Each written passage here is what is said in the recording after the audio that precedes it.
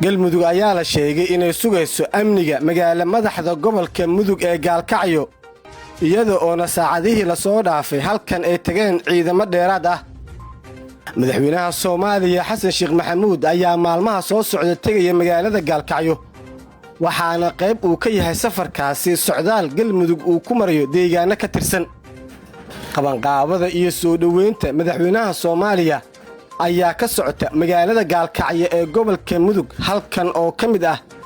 degmooyinka uu booqan doono inta uu ku jiro socdaalka deegaano ka tirsan galmudug uu ku marayo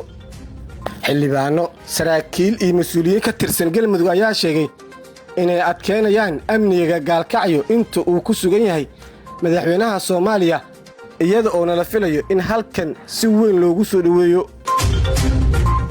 isbitaalka Amora Specialist waxa uu dalka keenay qalab casri ah oo adigoo aan qalin lagu marsiin ama dawo lagu siin ayaa laga daaweynayaa hameeyirida ragga waxaan xaadir kugu ah isbitaalka dhaqaatiir PhD sidata oo 20 sano wax ka badan ka shaqeynayay cilmiga cudurrada ragga